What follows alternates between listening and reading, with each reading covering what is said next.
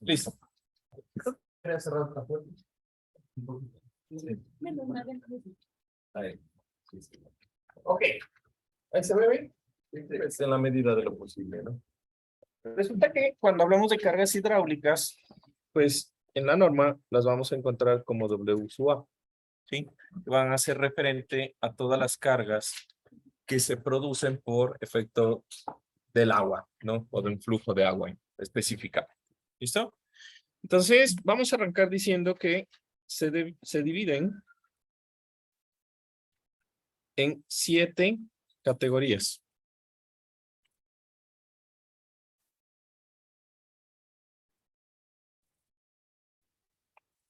Principales. Entonces, cuando nosotros hablamos de que son 7 categorías principales, las vamos a mencionar. Les voy a dar una intuición de lo que es este tipo de cargas.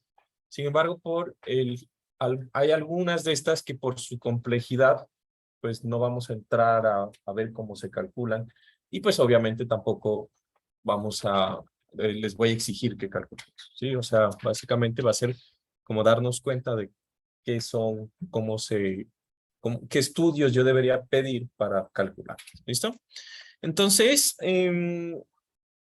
se dividen en 7 categorías principales.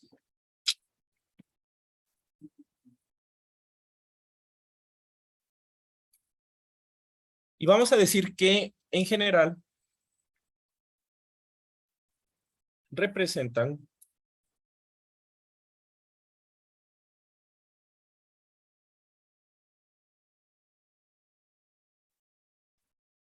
las presiones, porque eso es lo que vamos a calcular.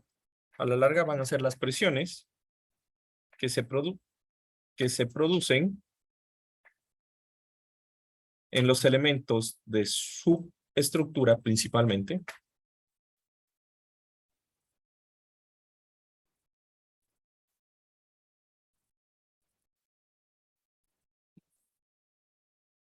Debido al flujo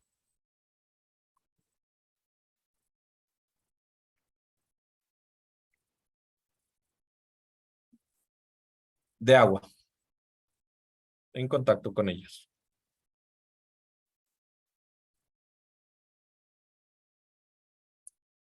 Y entonces, digamos que cuando nosotros hablamos de flujo, nosotros vamos a tener diferentes flujos generalmente en los puentes, ¿no? Entonces, entre los principales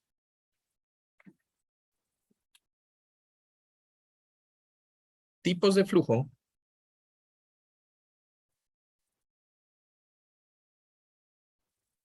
tenemos lo que serían, por ejemplo, puentes que estén en lagos, donde pues sabemos que a la larga los lagos pues van a tener poco o casi nada corrientes, ¿no? Internas dentro, ¿no?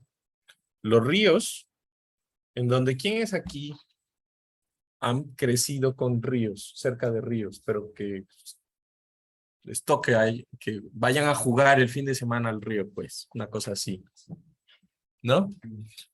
Resulta que los ríos son, de hecho, mucha gente se ahoga en los ríos, porque aunque se ve que está por encima normal el agua, pues, transcurriendo, obviamente, pero pues a baja velocidad, existen internamente corrientes, ¿no? Que si uno no sabe, realmente se lo arrastra y se lo lleva, cuando son grandes, ¿no?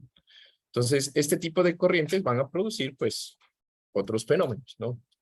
De ahí tenemos lagos, ríos, lo que serían brazos de mar. Y finalmente, mares. Entonces, la parte de mares, pues ya, si yo tengo que pasarme un pedazo de mar, ya estamos hablando de puentes colgantes, puentes atirantados, puentes de grandes luces, ¿sí?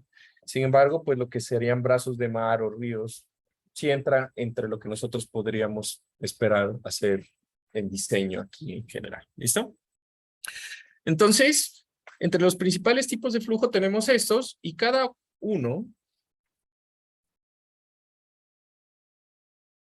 produce diferentes presiones.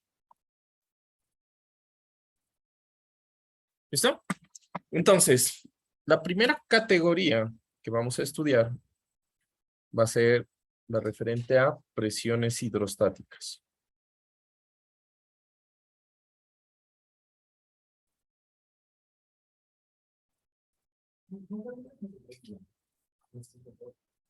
Claro. ¿Por qué no sonó? A ver, a ver. Ah, es que creo que tengo que... Ya. Espérame un segundo. Ah, no, sí, debería sonar. O no la activé. Eso es, no la activé el sonido. Listo.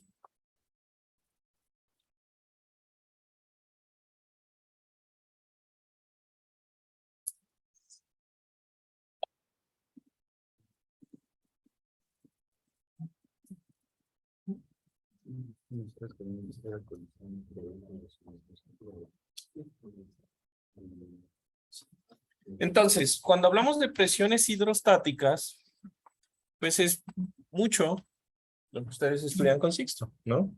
Entonces se refiere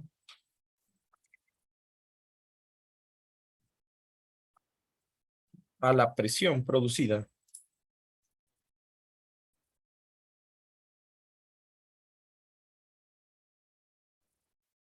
por el fluido. Bueno, aquí podríamos decir agua, fluido. Pongámoslo general, ¿no?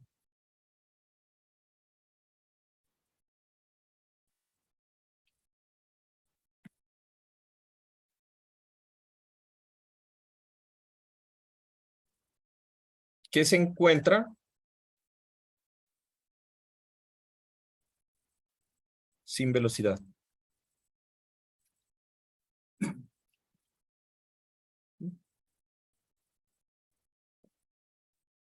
Que es básicamente, pues, un fluido en reposo, ¿no? Entonces, en este punto, la distribución de presiones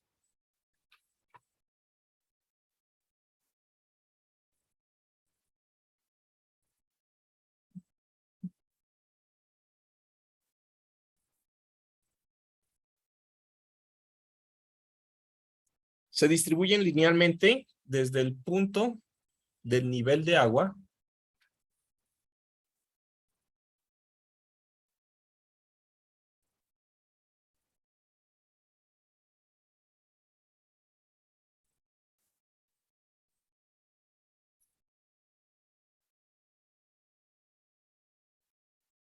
del nivel de agua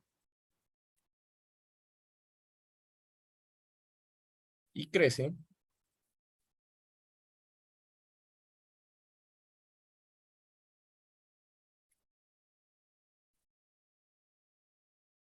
conforme la profundidad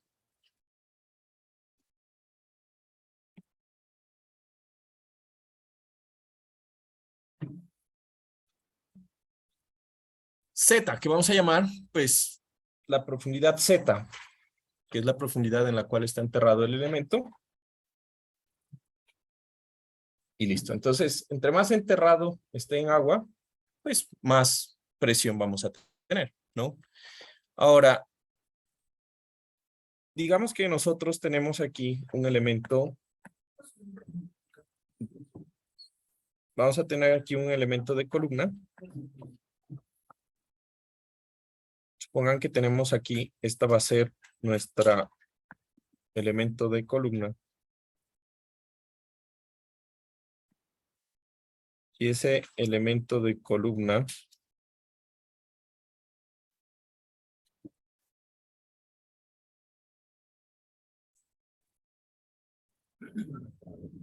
va a tener también un elemento, pues, de estribo. Vamos a tener aquí nuestro estribo, que va a ser un estribo tipo silla. Lo voy a hacer así.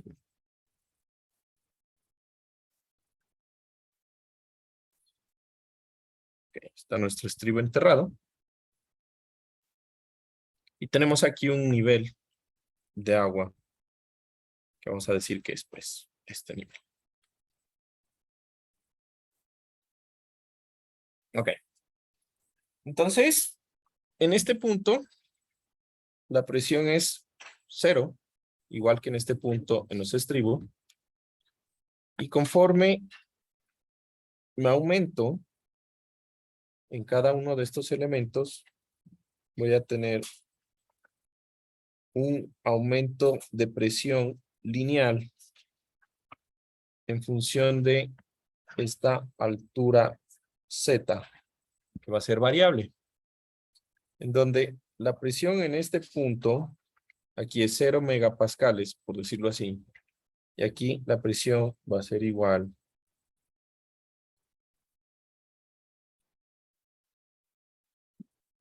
a el peso específico del agua, W, gamma sub W, por Z, ¿no?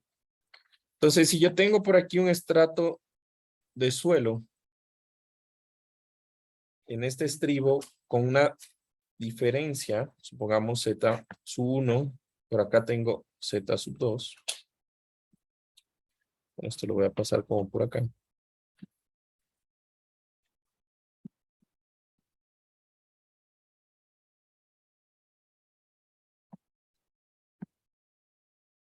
Pues resulta que la distribución de presiones, pues, a la misma altura, creo que para todo el mundo es entendible que si Z sub 2 es más pequeño que Z sub 1, a la misma presión, no importa, pues va a tener la misma presión. ¿Estamos de acuerdo? Y punto. Ok. Entonces, eso es básicamente la presión hidrostática. Y por el simple hecho de que algo está sumergido, pues va a tener ese fenómeno, ¿no? Ahora, vamos a tener otro que sería la que vamos a llamar la presión de flujo.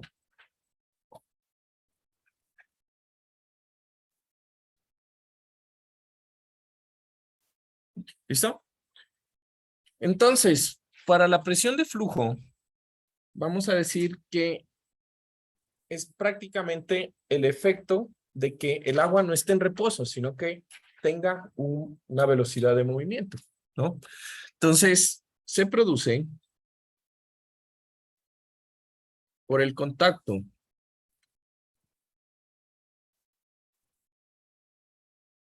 de los elementos de su estructura o de los elementos sumergidos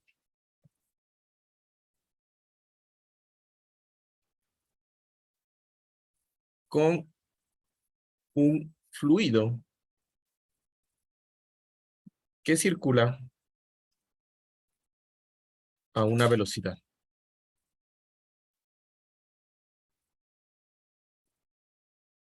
¿Qué vamos a decir? Pues una velocidad V. Entonces, básicamente, como el agua es un fluido, pues va a tener propiedades, ¿no? Entonces, esta presión va a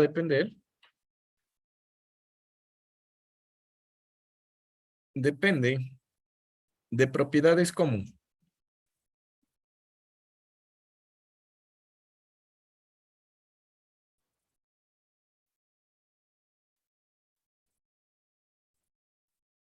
la viscosidad del fluido, ¿sí? El peso específico,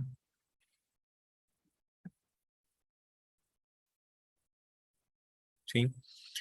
Em, ¿Qué más?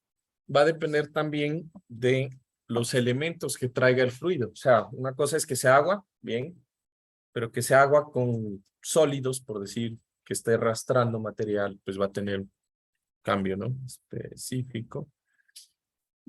Pero en últimas, va a ser también el peso específico, la velocidad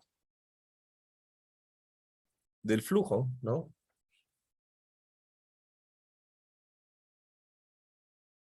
Y la rugosidad del elemento en contacto con el fluido.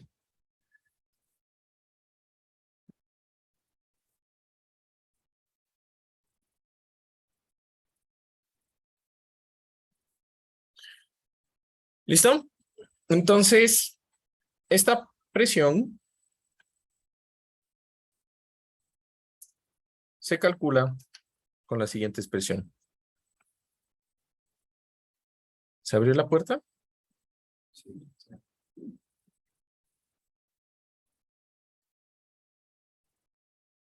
Entonces, la expresión es una expresión muy similar a la ecuación que ustedes trabajaban con Sixto, que es la ecuación de Bernoulli, ¿no? En donde tenemos un coeficiente multiplicado por un valor, C sub d, y por una velocidad al cuadrado. Esta ecuación, con esa, digamos, con esa constante en número, pues va a estar dependiendo de las unidades. En este caso, pues toca colocar las velocidades en metros por segundo. Sí. 32.6. Ah, sí, está muy bien. Aprende. Basurero de los carbohidratos del pan. Sí, sí.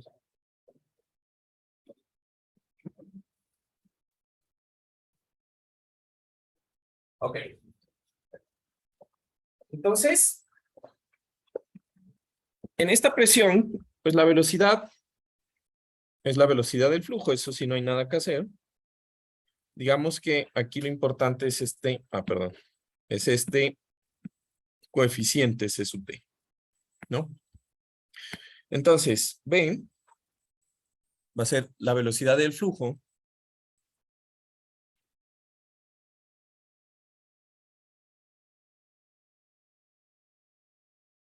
calculada para niveles de control de inundación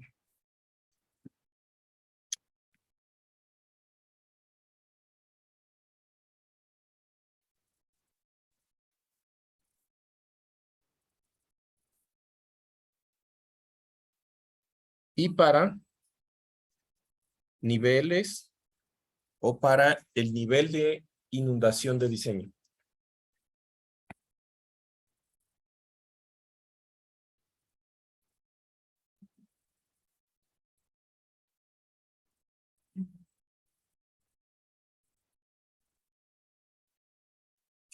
Entonces, aquí tengo niveles de control de inundación y para nivel de inundación de diseño. Entonces, ¿qué es eso? Resulta que cuando ustedes hacen, por ejemplo, bueno, de hecho, la normativa nuestra no hay tanto ese análisis, pero resulta que si ustedes leen lo que es la norma de los Estados Unidos para el diseño de estructuras de hormigón, hablan siempre de el sismo, de tres sismos. El sismo que pasa frecuentemente de baja intensidad, el sismo que pasa no tan frecuentemente, ya con mayor energía, y el sismo de diseño que es de verdad el que no pasa nunca, pero cuando pasa, arrasa con todo, ¿no?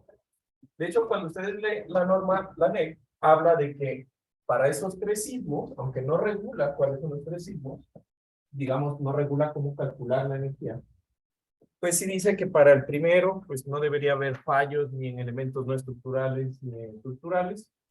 Para el segundo, debería haber algunos daños en elementos no estructurales, irreparables, y así.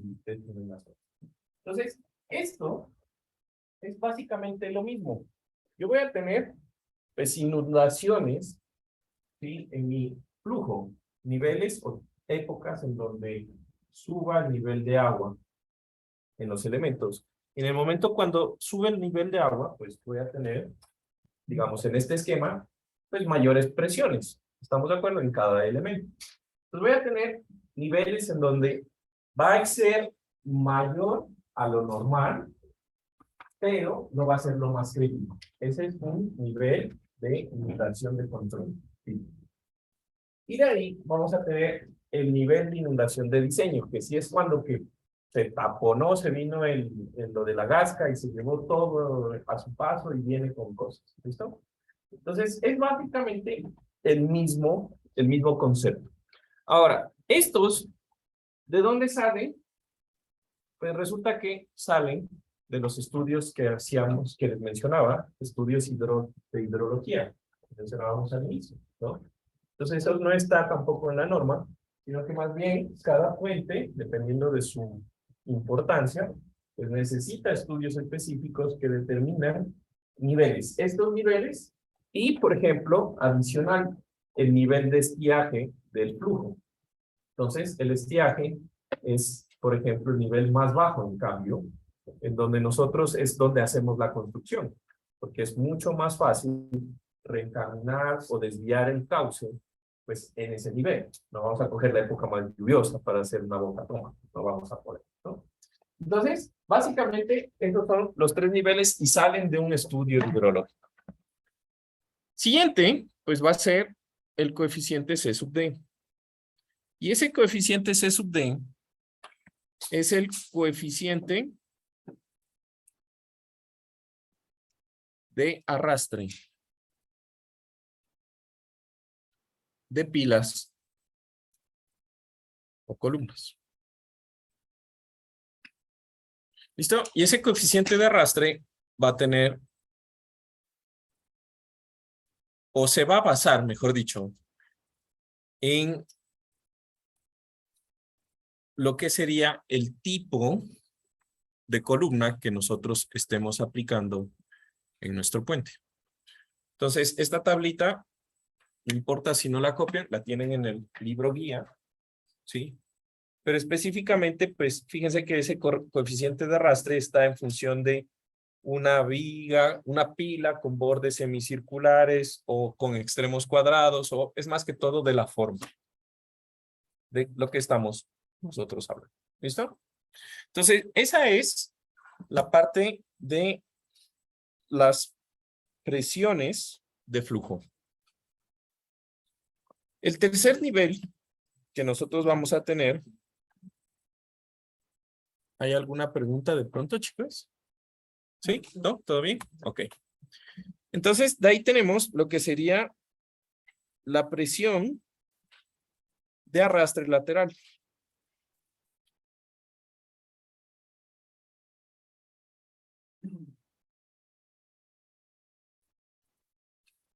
Entonces, cuando hablamos de esta presión de arrastre lateral, vamos a hablar de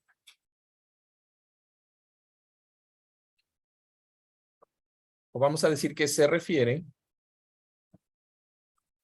a la presión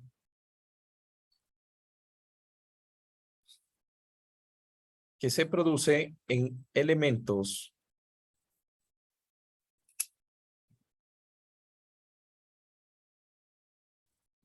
¿sí?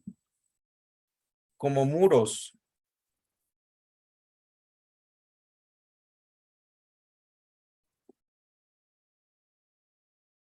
de apoyo en puentes. Entonces, quiero que piensen lo siguiente. Resulta que cuando yo tengo un puente, pues puedo hacer columnas circulares, rectangulares, lo que sea. Pero también puedo apoyar el puente en elementos tipo muro, ¿sí? Que van a tener sus ventajas, sus desventajas, etcétera. Pero resulta que cuando estos elementos tipo muro son, como tienen una superficie más grande que una columna, pues van a sufrir también empujes más fuertes debido, pues, al choque del fluido que tiene una dirección dentro de su flujo. ¿Estamos? Entonces, básicamente es esto. Entonces, se refiere de muros de apoyo en puentes que forman un ángulo teta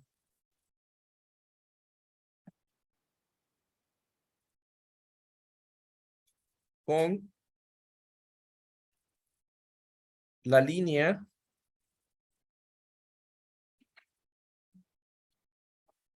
del flujo o de circulación del flujo, podríamos poner.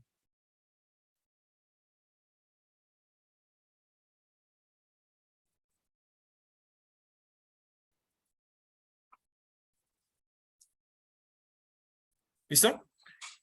Entonces, ¿a qué me refiero yo? Supongan que yo tengo aquí, esta es el cauce del río.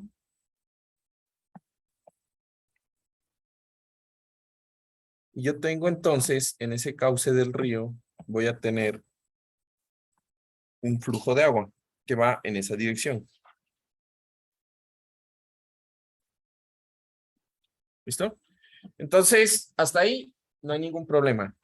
Resulta que si yo cojo y extiendo esta línea, puedo tener como cimentación un elemento tipo muro que está justamente así. No sé. Pongamos. Generalmente esas muros se les pone una sección chévere ahí para que parezca más interesante. Bueno. Entonces, ¿qué pasa? Fíjense que el flujo de agua va en esa dirección recta y el muro está formando un ángulo teta respecto a ese flujo de agua. Eso es básicamente el problema. ¿Qué fuera lo mejor? Que teta sea 90 o que teta sea 0. ¿Estamos de acuerdo? Teta 0, idealmente, ¿no? Entonces, esta ecuación de presión se va a calcular con la misma expresión, solo que ahora voy a colocar un factor de C suele.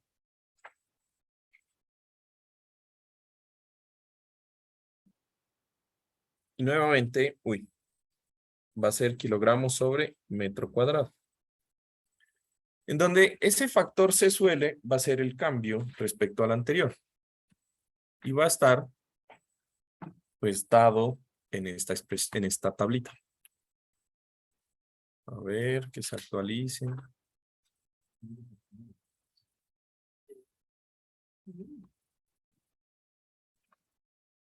¿Ok?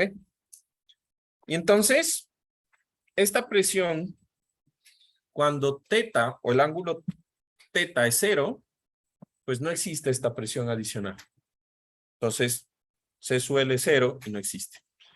Y ahí va a existir una inclinación en donde si es un ángulo más de 30, pues ya el valor de presión se hace constante.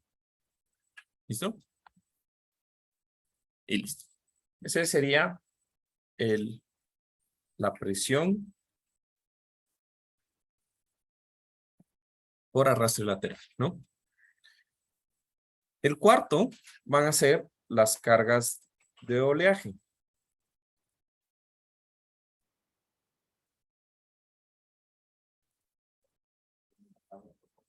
Claro.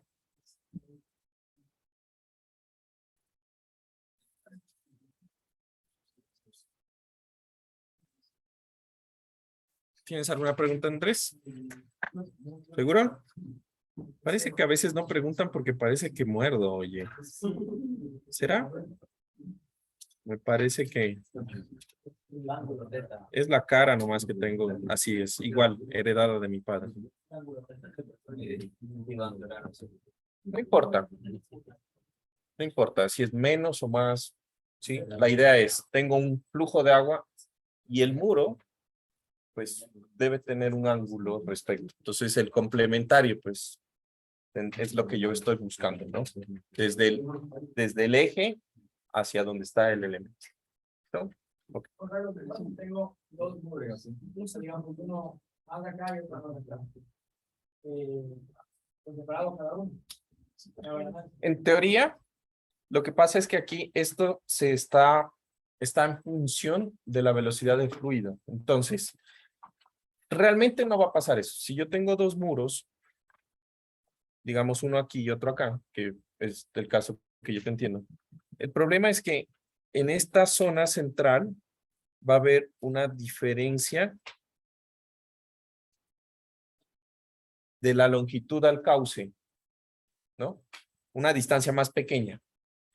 Y dependiendo de esta distancia, voy a tener una distancia más grande. Supongamos que es eso. Entonces, como esto se vuelve un problema hidráulico, las presiones que van a tener es que cuando está el hueco más grande, aquí para un mismo caudal la velocidad se hace más pequeña, ¿sí? Lo de hidráulica. Tengo un mismo caudal, tengo un área más grande para que se mantenga todo, pues la velocidad se hace más pequeña. Mientras que por aquí tengo un área más pequeña, se aumenta la velocidad. Entonces, en ese punto hay algo que, no sé si de pronto ustedes vieron eso, porque a mí me lo enseñaban en física, no sé si aquí ven eso, pero por ejemplo, lo que pasa cuando yo cojo y abro un poquito la ventana del carro, de un lado y del otro lado abro un poquito más la ventana del carro, se van a dar cuenta que el agua circula, el viento circula de un lado en una dirección, ¿no? Siempre va a circular del lado en donde tiene más velocidad, arrastra del lado donde tiene menos velocidad. Entonces aquí va a empezar a ver un flujo así de agua, así. Es más, eso es lo que hace que los aviones se eleven, ¿no? El principio de sustentación. Bueno, el hecho es de que en estos casos, pues la presión, la ecuación es tan directa y debería existir un análisis del efecto hidrodinámico, porque aparte de todo, acá empiezan a haber turbulencias detrás de los muros, ¿sí? Entonces se empieza a ver fusión, bueno, un poco de cosas. Y ya en ese tipo de cosas, pues ya la ecuación obviamente es muy simple, ¿no? Entonces, si tienes un problema así, lo ideal sería hacer un estudio de qué pasa con las presiones para estimar las fuerzas específicamente para ese proyecto, ¿no? Aquí estamos diciendo, pues, que es un caso muy, muy sencillo, ¿no? Ok, entonces, cargas de oleaje. Entonces, estas cargas, pues, aunque sabemos que en las lagunas y en los brazos de mar va a ocurrir oleaje, ¿no? Por viento principalmente, pues estas de las cargas de oleaje principalmente se analizan en puentes ubicados en mar, ¿no? En mar.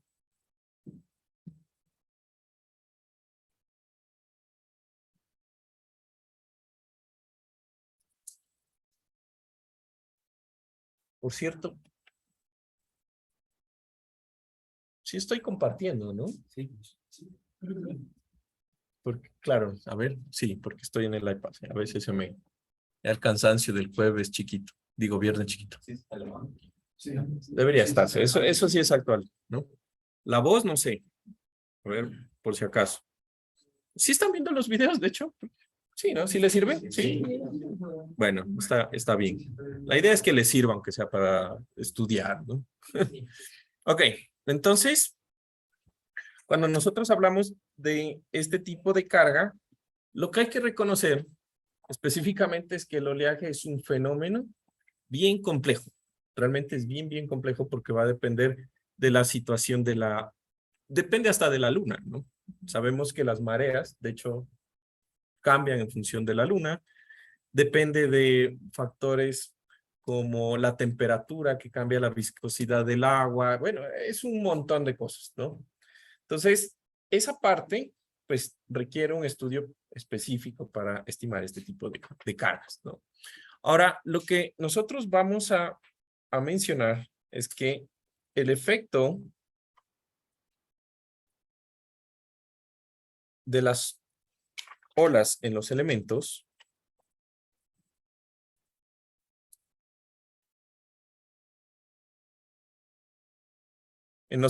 estructurales es producir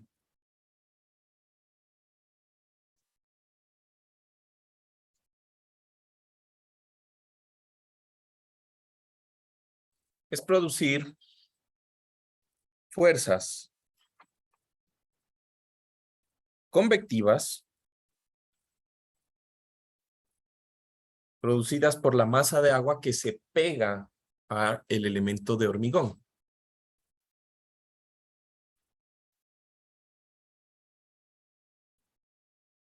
Pongamos una palabra más, digamos, más técnica, que se adhiere, que se pega suena como medio coloquial, al elemento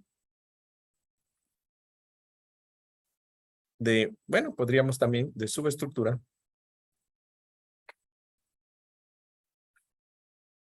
y fuerzas impulsivas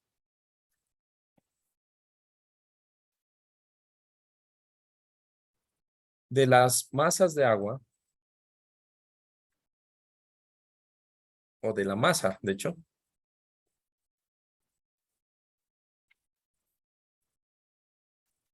que se agita en superficie.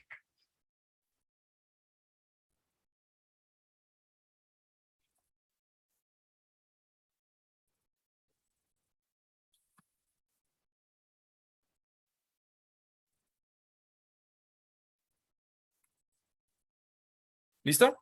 Entonces aquí hay dos palabras que realmente no han escuchado antes, a menos que hayan visto la clase de computacional antes, ¿no?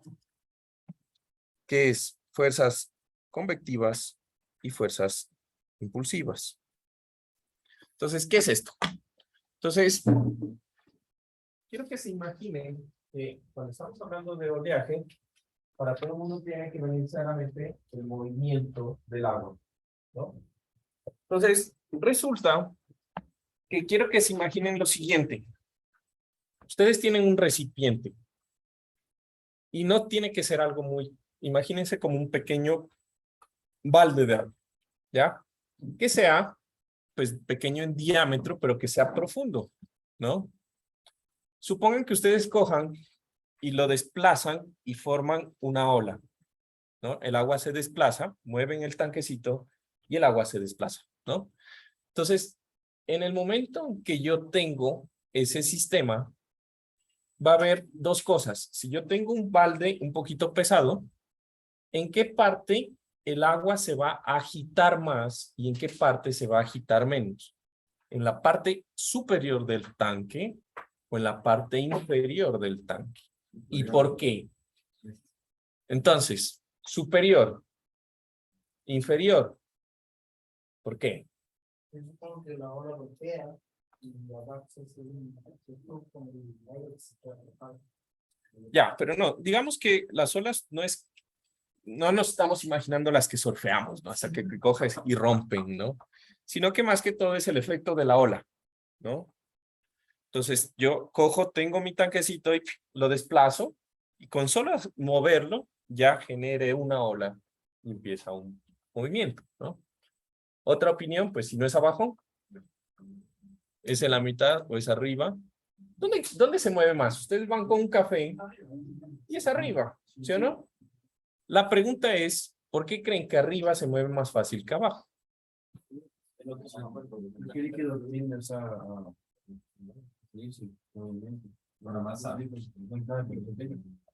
Porque no hay nada que lo contenga, no, pero digamos, tú tienes un recipiente. La presión. Ah, No tiene presión arriba. porque no tiene presión arriba. Y abajo, ¿por qué sí tiene presión? ¿Estás bien? ¿Por qué? ¿Por? Muy bien. ¿Estamos de acuerdo?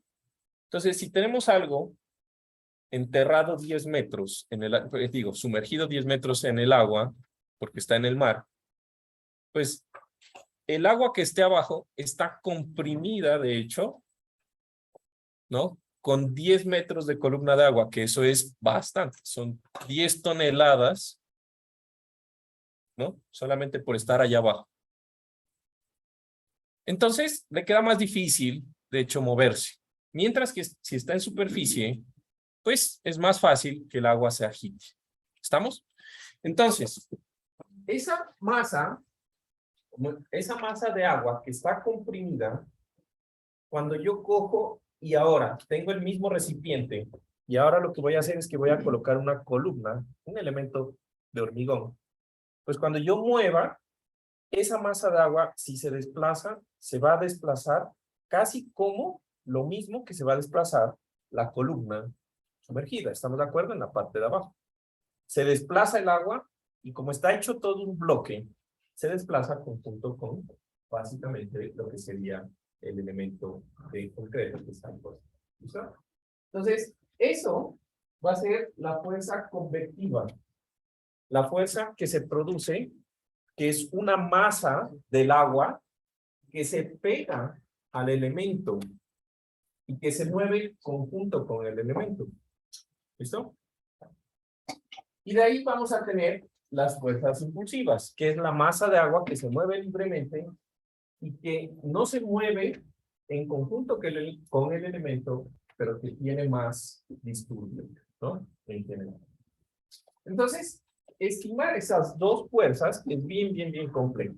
Realmente, estimar esa forma es bien complejo. Y cuando veamos la parte del diseño de tanques, hay un documento específico para, digamos, en computacional, que están viendo computacional, hay un documento específico que nos ayuda a calcular eso después de un montón de investigación. Y la forma de modelar es bastante interesante también. Ya hablaremos en esa clase. Entonces, el cohete lo vamos a mencionar porque a diferencia de un tanquecito, en donde el agua realmente tiene una límite, que es el tanque, pues en una columna que está enterrada, pues no hay límite y el efecto es un poquito más difícil de estimar. Pero bueno, se entendió que es convectivo y impulsivo. ¿Sí? Ok. Ay, ¿qué hice?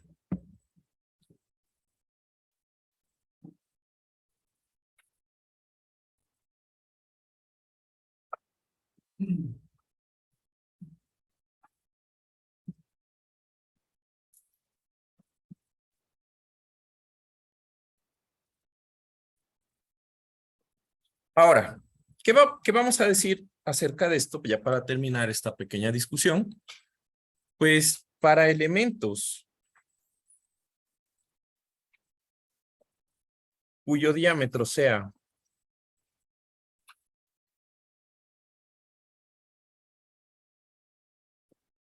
menor a 60 centímetros,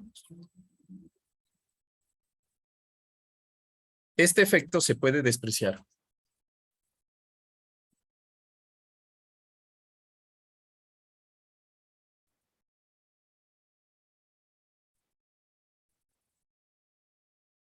¿Listo? Eso es básicamente el fenómeno del oleaje. Ahora, vamos a ver el siguiente, que es, ya tenemos agua estancada, bueno, digamos, agua en reposo, agua en flujo, tenemos olas, ¿qué más podemos tener? Dime. Para cualquier elemento voy a tener estas fuerzas, o sea, impulsivas convectivas, para cualquier elemento.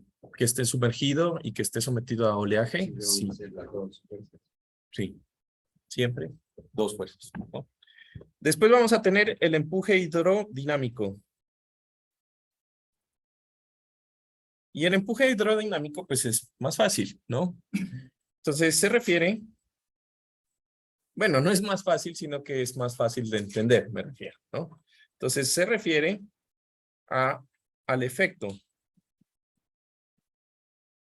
que produce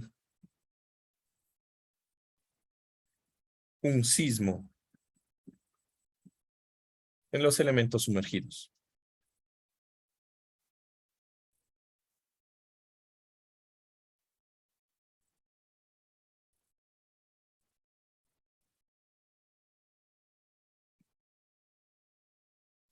¿Listo? Entonces, en general, el sismo, ¿qué produce? Si yo les pregunto qué produce un sismo, ¿qué me van a contestar?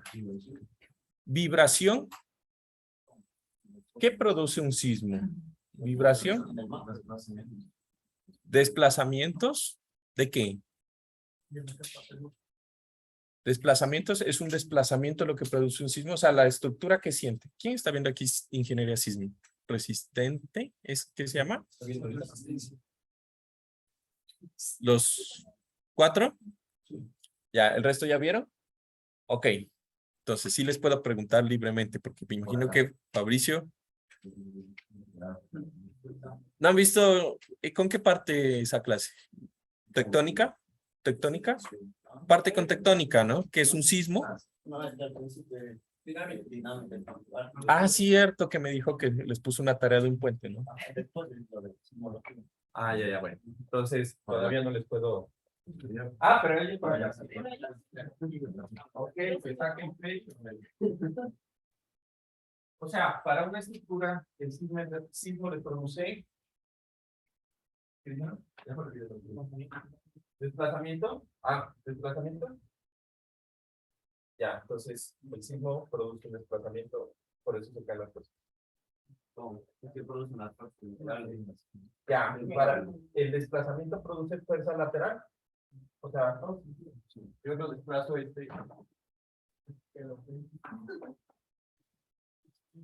tiene reflejos bajo. Como Spider-Man. Produce energía. Bueno, lo que pasa es que sí está bien que produzca desplazamiento, está bien. Pero el desplazamiento es producido en un aceleración en la base. produce un desplazamiento por unidad de tiempo y hay un cambio en ese desplazamiento cada instante. ¿Se entiende? Entonces, un desplazamiento en unidad de tiempo es velocidad. Y como cambia el desplazamiento en cada instante, hay un cambio de velocidad, por lo tanto hay. Exacto. Entonces, sí, estaba bien, produce un desplazamiento, pero en últimas, como es un evento que cambia en cada instante de tiempo, a la larga lo que está produciendo es un cambio en la aceleración de nuestro sistema. ¿Listo? Entonces, el empuje hidrodinámico prácticamente lo que va a producir es, o mejor dicho, el sismo va a producir una aceleración y el agua va a aportar el componente más importante de la ecuación de la tercera ley de Newton. Entonces la segunda. Ya, entonces el agua aporta la masa, ¿sí o no? Y produce entonces fuerza. Y el agua tiene harta masa, ¿no?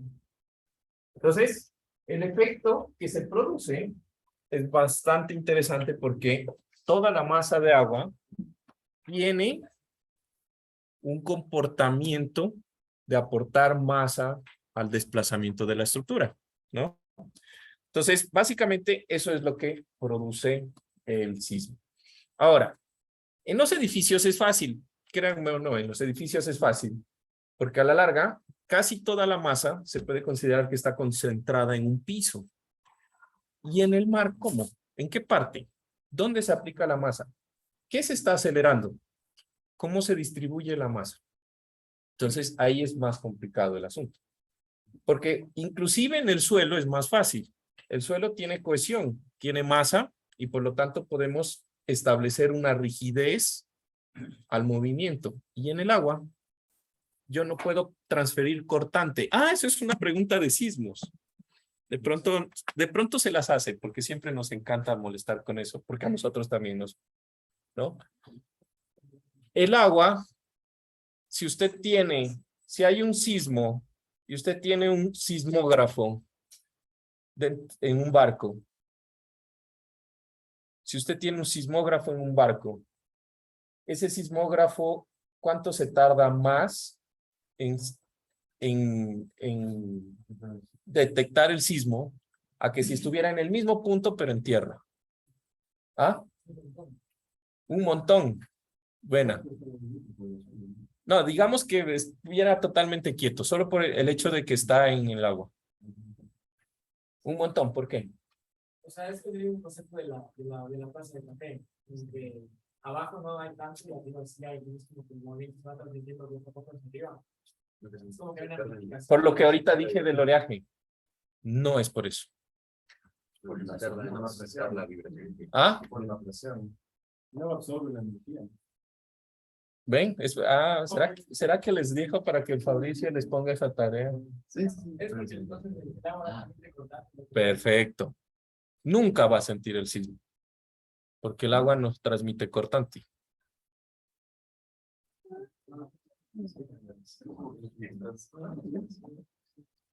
¿Cómo corta? Para que pueda sentir debe haber transmisión de la señal, ¿no? Claro. Son por las ondas, ¿no? Las LOB son ondas así y las Rayleigh son así. pero son de compresión y esas sí se transmiten en el agua, como cuando yo boto un... Bueno, ya nos estamos metiendo en esa sísmica. Es bastante interesante, a mí me encanta esa parte, pero se me acaba la clase, bueno. Pero entonces, no se puede medir porque pues no hay transmisión de ondas cortas. Bueno, ok. ¿En qué estaba? Ah, entonces, ya. Entonces, estas cargas, el análisis de esas cargas es bien complejo, ¿no? Para su análisis o su estimación, se pueden utilizar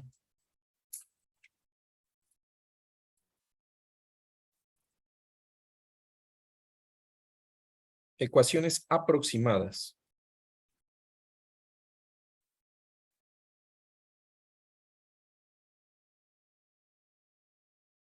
Como las ecuaciones empíricas de Westergaard.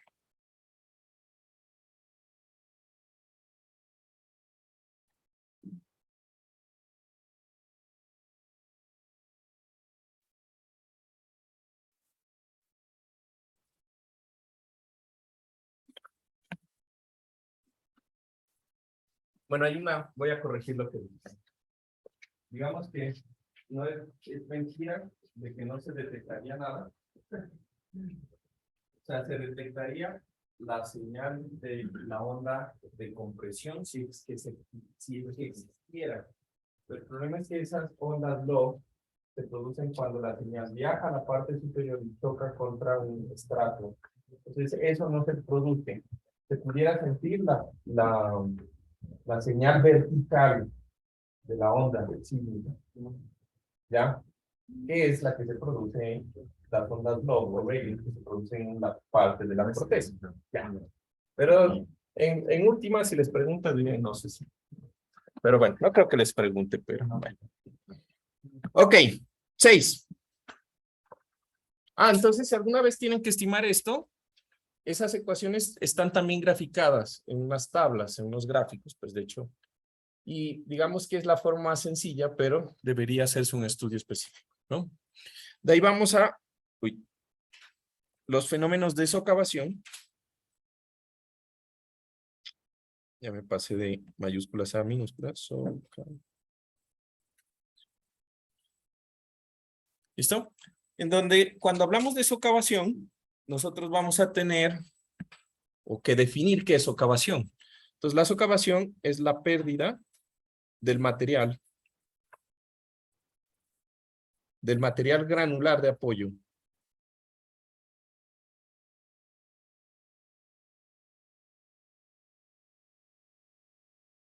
por cierto. ¿Sí están todos? Sí, ¿no? Bueno, es la pérdida del material granular de apoyo de la cimentación.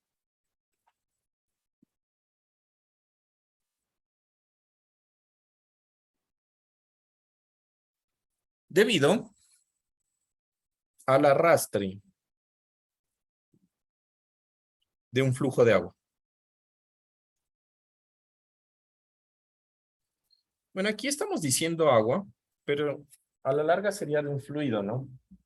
Principalmente, pues, vamos a decir que es agua en general, ¿no?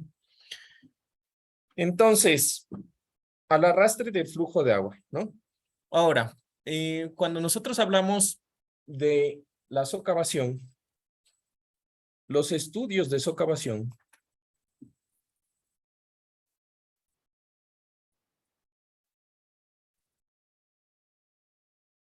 deben establecer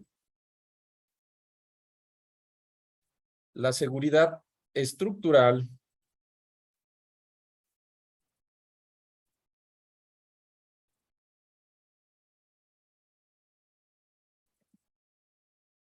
de la cimentación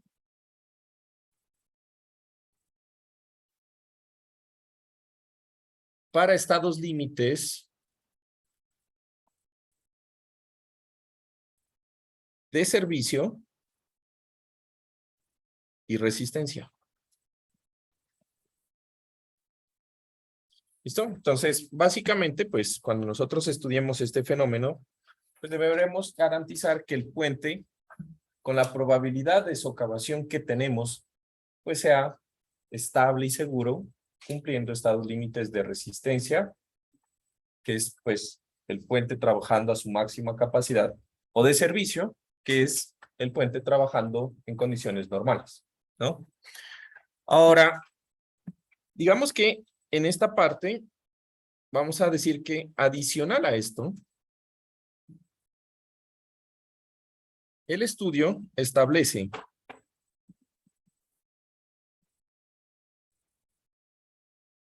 ¿sí?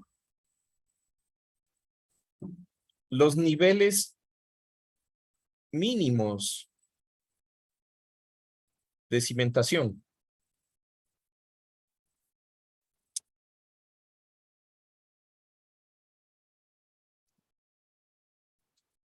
Los cuales se definen 1 metro por debajo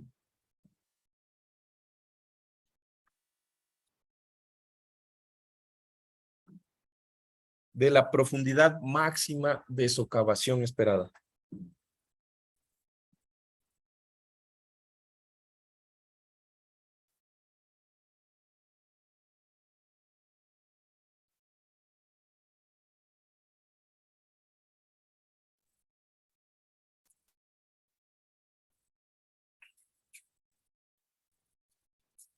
¿Listo? Entonces, cuando nosotros hablamos de la parte de la socavación, el problema está específicamente en que la socavación nos quita el material en donde nosotros estamos cimentando.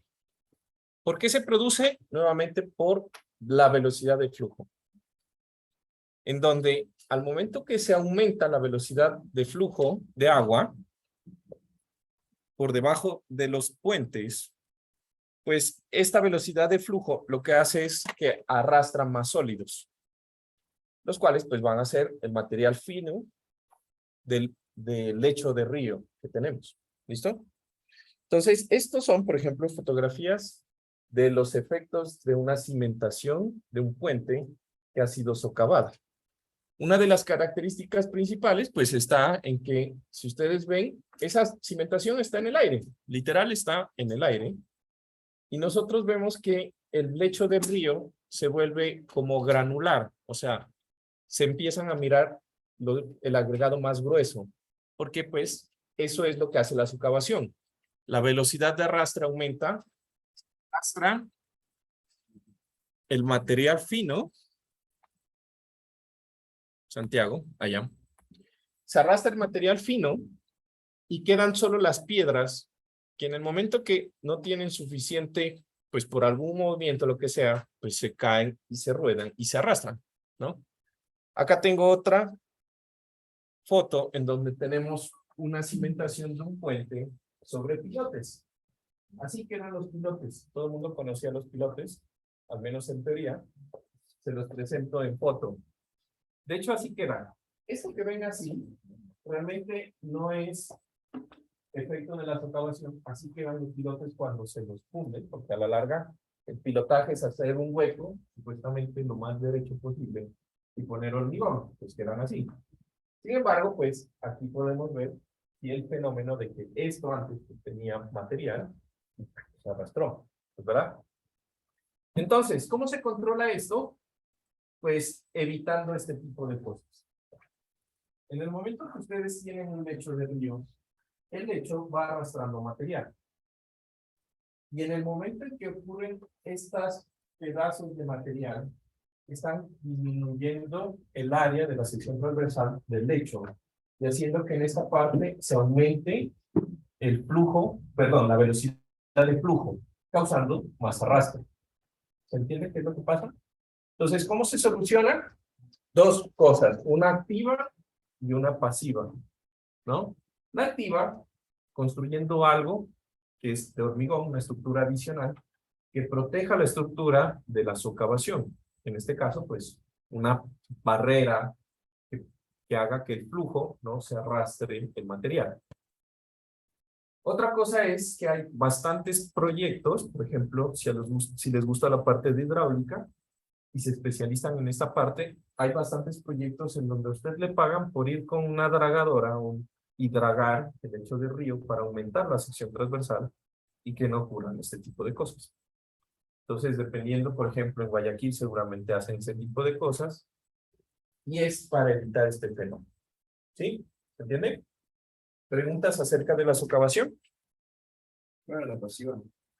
La pasiva, la activa es la parte de proteger directamente y la pasiva es proteger el cauce del río para que no exista un aumento en la velocidad.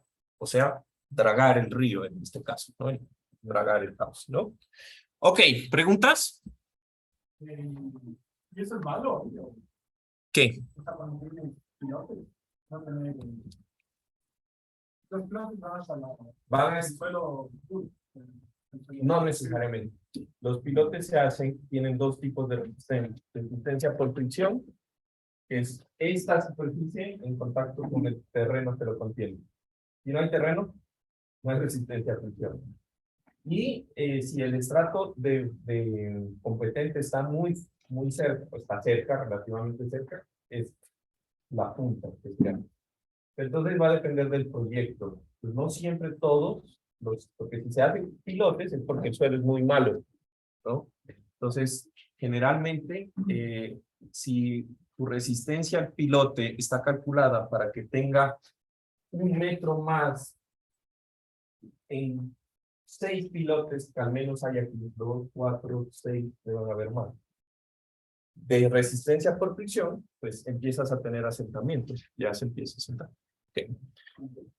Dime. Para los pilotes se utiliza un hormigón especial. Es un hormigón súper fluido, porque es autocompactante. Entonces tú abres el hueco y tiene que ser autocompactante que no se segregue para que pues quede bien. Entonces sí, tiene un montón de aditivos. Y aparte, pues dependiendo si son, por ejemplo, en los pilotes para muelles, estructuras de muelles, los pilotes son pretensados, ¿sí? Entonces es de alta resistencia por el pretensionamiento, ¿no? Y, por ejemplo, los puentes están así sobre el agua, en contacto con el agua, las pilas que están en contacto con el agua constantemente, igual que el hormigón tiene aditivos especiales.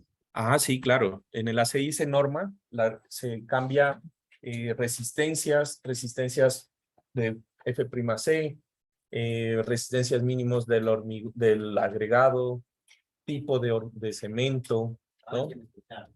Claro, pero eso son lo mismo que ustedes aprenden en el ACI, que es para hormigones que están en condiciones ambientales especiales, ¿no? Hay un reconocimiento, porque sí, o sea, cuando hacen un encuentro, no, hay partes donde se congela totalmente el agua, en los ríos. O sea, aquí no creo, pero en Estados Unidos sí, claro. Ahí tiene que considerarse el fenómeno del congelamiento. Porque si la pila es muy porosa y el agua se congela, la fractura, ¿no? Ok, entonces vamos a terminar estos minutos con alguna cosa. ¿Quiénes? Ahorita sigue la parte de cargas de viento, W-S y W-suelo. ¿Listo? Entonces vamos a ver cuántas clases tenemos. ¿Verdad? Octava. Entonces, vamos a ver de los 8 clases. Desde la primera les mencioné que deben descargar la norma. ¿Cuántos tienen la norma? Novena edición. La quiero ver. La quiero ver en su dispositivo. Nada de descargar ahorita. Si la tienen, lo deberían tener al menos en el teléfono. Novena versión. Perfecto.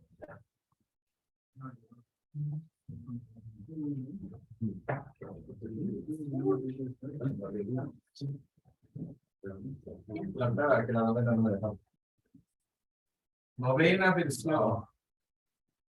A ver, ¿solo uno? No, sí, se está cargando. Está bajando. No, está en Se estaba bajando. No, en la cámara.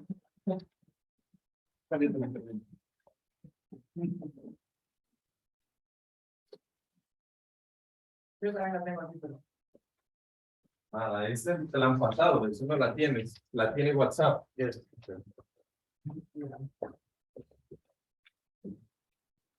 Apenas he visto una. O sea, no la tienen, la están descargando, no es que ni la han abierto, nunca la han abierto. Solo que se abre. Ah, sí, está en el computador y no la han abierto, que tal forma que le están bajando, no se abre. No, Nada, nada. Nada, nada. ¿Quién fue el que me la mostró? Ya, entonces, uno. Ese es el libro, por si acaso. ¿cuál? No, mi amiga me muestra el libro. ¿Apellido? Sánchez.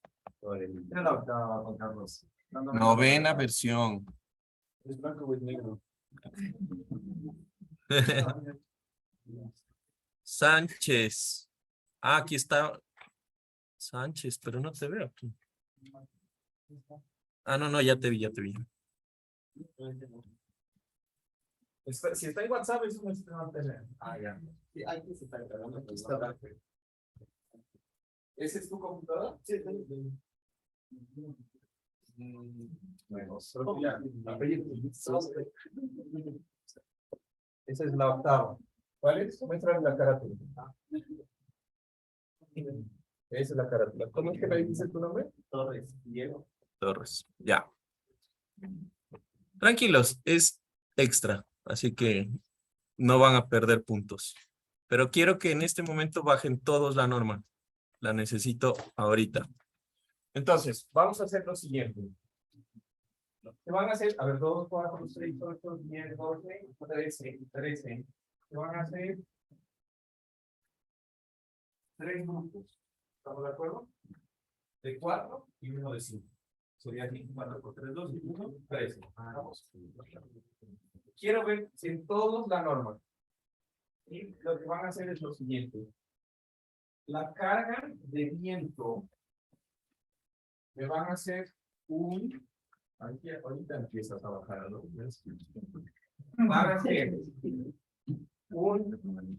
un diagrama de flujo de cómo calcular la carga W sub S y la carga W sub L. ¿Estamos claros? Un diagrama de flujo. El diagrama de flujo debe tener, obviamente, acceso a las tablas. Hay un montón de tablas. Bueno, no un montón, pero sí hay algunas tablas. Y hay algunas ecuaciones. Ese trabajo lo van a hacer en una hoja A4. Por grupos. Escójanse los 4 y el grupo de 5. ¿Cómo van a trabajar aquí? Van a trabajar ahorita. ¿Cuál va a ser el grupo de 5? Aquí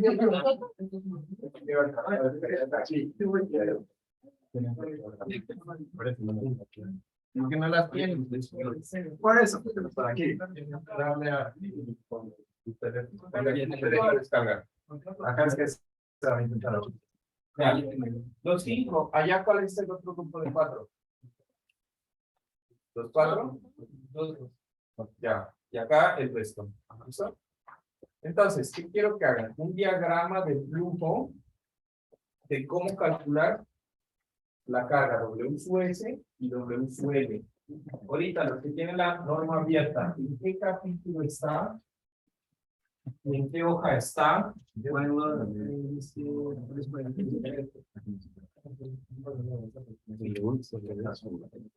El capítulo es 3.8 y la página es la 3/48, me parece, es 47.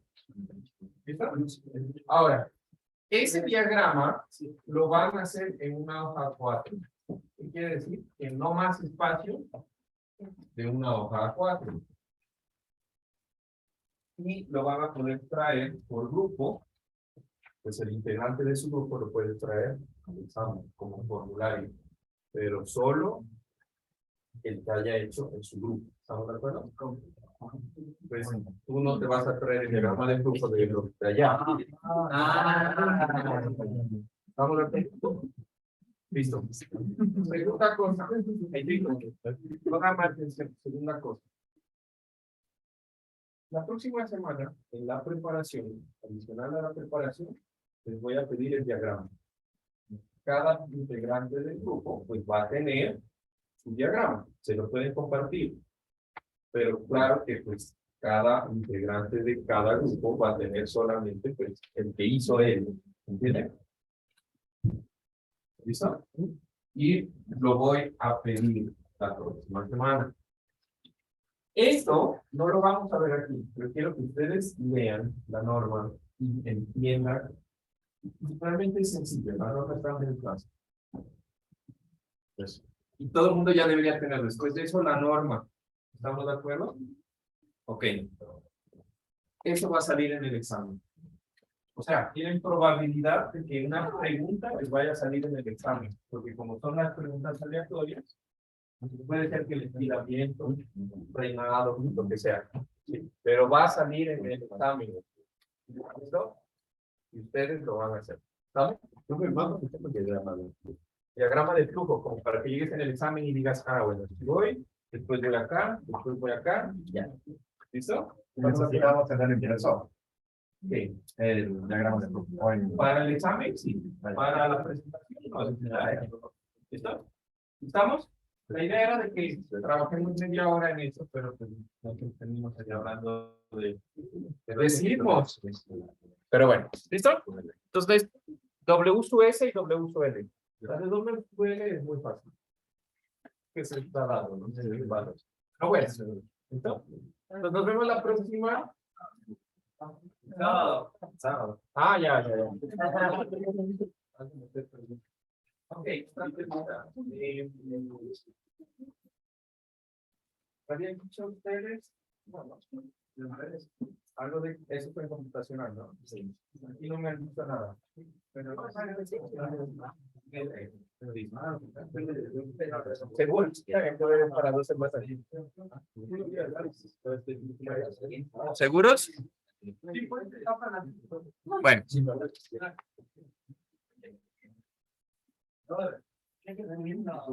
Ay, qué bruto que soy.